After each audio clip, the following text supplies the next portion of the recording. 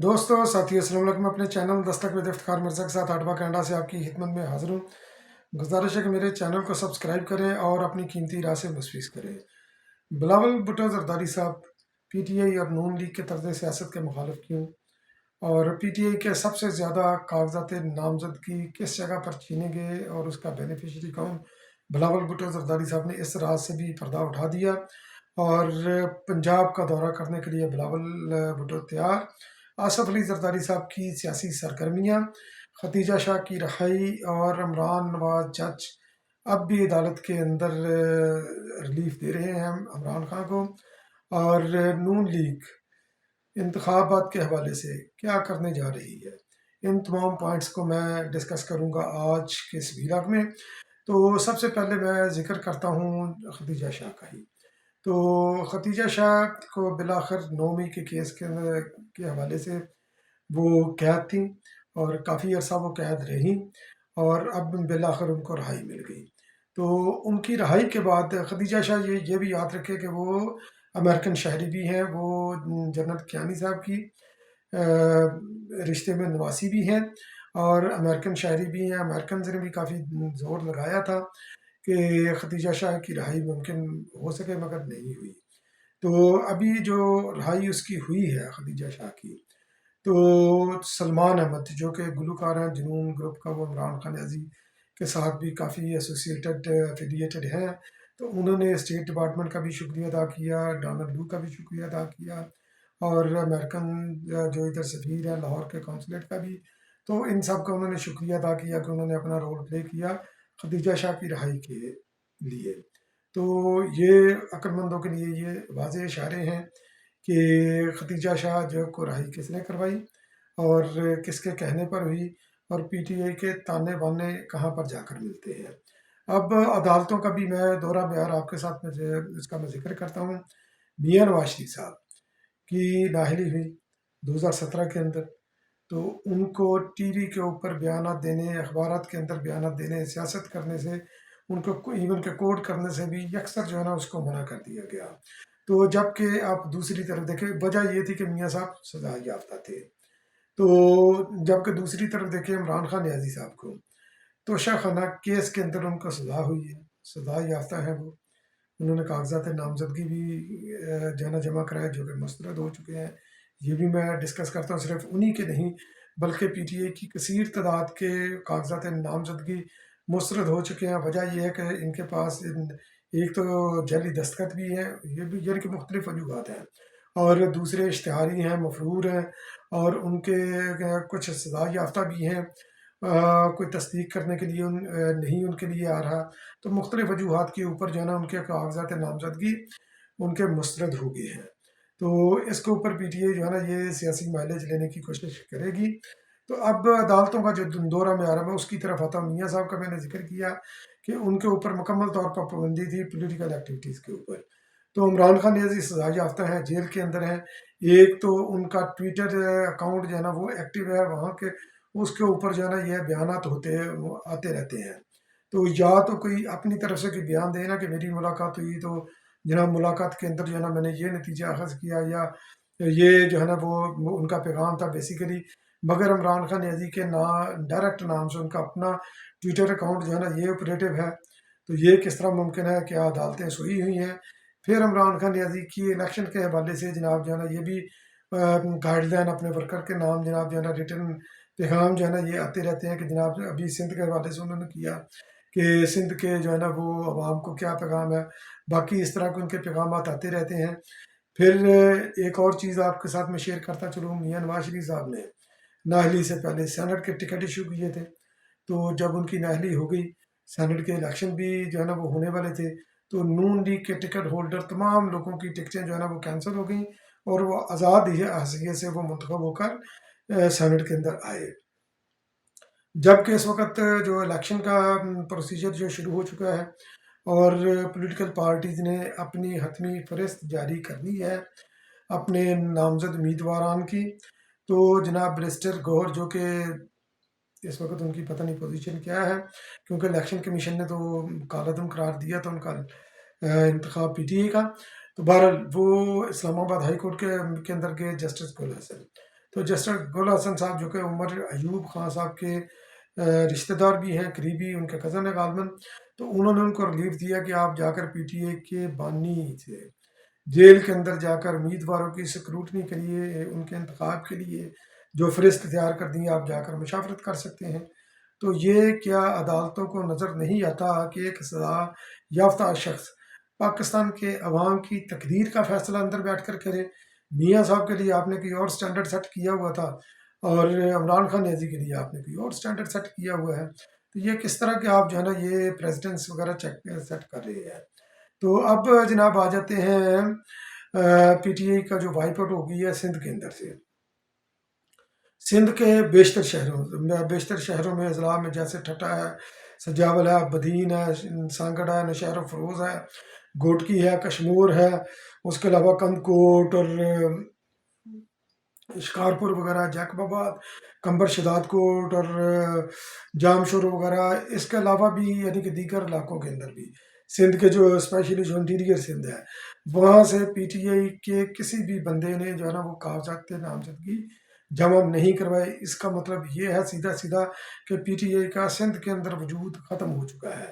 تو P T I nomination paper جب جمع ہو رہے تھے اس وقت، تو پی ٹی آئی نے بڑا واویلا کیا کہ جناب ہمارے کاغذات نامزدگی چھینے جا رہے ہیں۔ تو بلاول بھٹو زرداری صاحب نے پی ٹی آئی کے اس الزام کے اوپر جو ہے نا انہوں نے بڑا مدلل جو انہوں نے وہ جواب دیا، اور اس کے اوپر جو ہے نا ہر صاحب بصیرت کو غور کرنا چاہیے، فکر کرنی چاہیے۔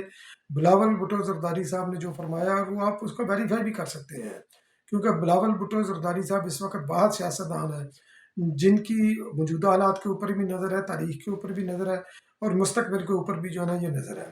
تو انہوں نے یہ فرمایا کہ یہ کاغذات نامزدگی جو ہے نا یہ پنجاب کے اندر چھینے جا رہے ہیں، نہ تو بلوچستان کے اندر یہ واقعہ ہو رہا ہے، نہ ہی جناب سندھ کے اندر یہ واقعہ ہو رہا ہے کاغذات نامزدگی چھیننے کا۔ تو سوچنے والی یہ بات ہے، اگر پنجاب کے اندر یہ واقعہ ہو رہے ہیں، پی ٹی آئی اگر اس کے اوپر یہ درست کہہ رہی ہے پی ٹی آئی، تو پھر اس کا بینیفیشری کون ہوگا؟ یہ $1 ملین کوشچن ہے، تو اس کے اوپر آپ غور کیجئے گا کہ کس کو فائدہ پہنچانے کے لیے یہ سارا کام جو ہے نا یہ ہو رہا ہے۔ پھر اس کے علاوہ بلاول بھٹو زرداری صاحب نے جو ہے نا انہوں نے باقی پنجاب کا دورہ جو وہ کر رہے ہیں، تو پنجاب کا دورہ انہوں نے یقینی طور پر ان کے کاغذات نامزدگی لاہور سے حلقہ 127 سے بھی منظور ہو چکے ہیں۔ یعنی 127 تو 2 جنوری سے لے کر وہ 5 جنوری تک، جو کہ شہید ذوالفقار علی بھٹو کی برتھ ڈے بھی ہے 5 جنوری کو، تو بلاول بھٹو زرداری صاحب لاہور کے اندر رہیں گے، اپنے حلقے کا دورہ کریں گے، مختلف میٹنگوں سے، مختلف کارنر میٹنگ سے وہ خطاب بھی کریں گے۔ تو رابطہ عوام مہم کے سلسلے میں وہ لاہور میں وہ تقریباً کے تین دن جو ہے نا یہ لاہور کے اندر رکیں گے۔ پھر اس کے بعد جو ہے پنجاب کے دورے کا ان کا اسکیجول ہے، پھر پنجاب کے دورے کا وہ بھی آ جائے گا خیر اسکیجول، تو پھر وہ پنجاب کے دورے کے لیے وہ نکلیں گے۔ تو اس کے علاوہ جناب جو نون لیگ ہے دوسری طرف، تو نون لیگ کا جو میاں صاحب نے جو شیڈول بنایا ہے، آپ یہ یاد رکھیں کہ الیکشن ہے 8 فروری کو، تو 8 فروری سے پہلے غالباً 6 کو میرا خیال ہے انتخابی مہم جو ہے نا یہ بند ہو جائے گی۔ تو میاں صاحب کا جو الیکشن شیڈول ہے، جو پنجاب کا شیڈول ہے، وہ میرا خیال ہے کوئی 15-16 تاریخ کے بعد جو ہے نا وہ ان کا وہ انتخابی جلسوں سے خطاب کرنے کا شیڈول وہ مرتب کرنے کا سوچ رہے ہیں۔ ابھی تک خیر انہوں نے مرتب نہیں کیا، کیونکہ نون لیگ اپنی نہ صرف یہ انٹرنل پالیٹکس کے اندر سے نہیں نکل رہی، ابھی تک انہوں نے سکروٹنی نہیں کی، اجلاسوں کے اوپر اجلاس ہو رہے ہیں، اور گرے شکوں کے بعد وہ ملتوی بھی ہو جاتے ہیں، اور ان کی خاندان کے اندر بھی رفت ہے، مریم کی، حمزہ شباز شریف کی آپس کے اندر کہ پنجاب کے اوپر کون آئے گا۔ تو خیر اندر ان کی بھی رساکشی جو چل رہی ہے۔ پھر شباز شریف کا ٹکٹیں تقسیم کرنے کا فارمولہ اور ہے، میاں صاحب کا فارمولہ اور ہے، تو دیکھتے ہیں کہ آگے چل کر کیا ہوتا ہے۔ شباز شریف صاحب نے شیخوپورہ کے اندر میاں جویل لطیف کے حلقے کے اندر جو ہے نا انہوں نے جلسہ کیا، جو کہ ٹوٹلی جو ہے نا یہ فلاپ ہو گیا۔ تو آصف علی زرداری صاحب بھی پولیٹیکل ایکٹیویٹیز اپنی جاری رکھے ہوئے ہیں۔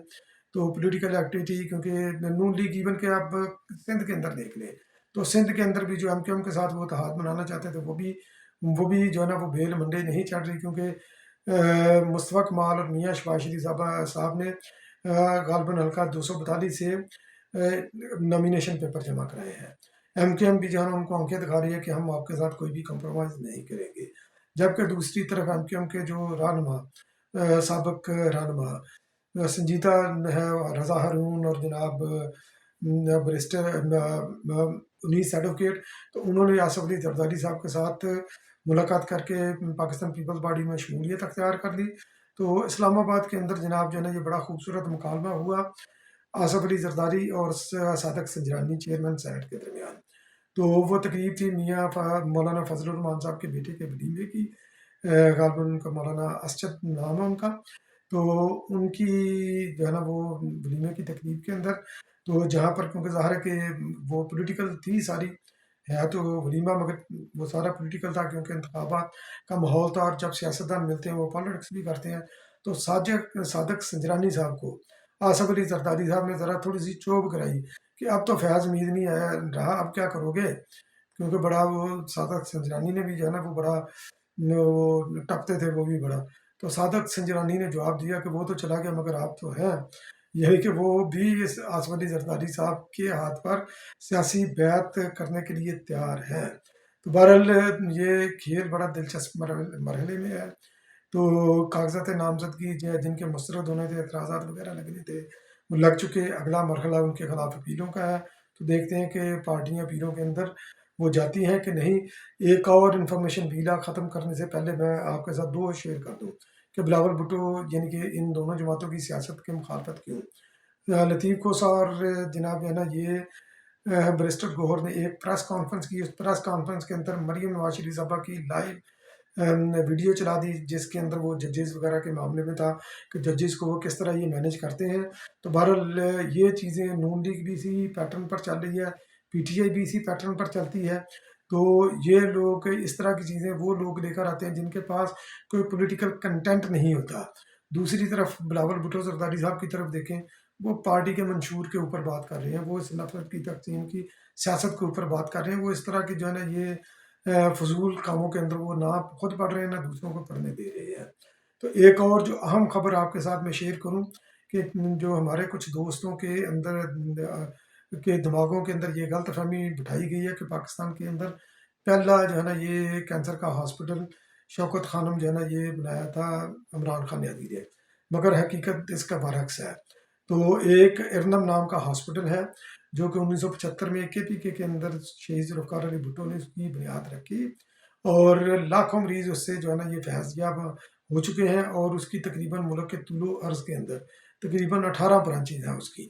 تو کینسر کے ہسپتال کو پاکستان میں لانے والا پہلا شخص، پاکستان کے اندر اسٹیبلش کرنے والا پہلا شخص شہید ذوالفقار علی بھٹو تھا۔ آپ یہ بھی تاریخ درست کر لیجیے۔ پاکستان پیپل پارٹی نے پاکستان کو ہمیشہ دیا ہے اور ہمیشہ نئی چیز دی ہے پاکستان کو۔ بہت بہت شکریہ میرا ویلاگ واچ کرنے کے لیے۔ انشاءاللہ پھر کسی اگلے ویلاگ میں آپ کی خدمت میں دوبارہ حاضر ہوں گا، تب تک کے لیے اللہ نگہبان۔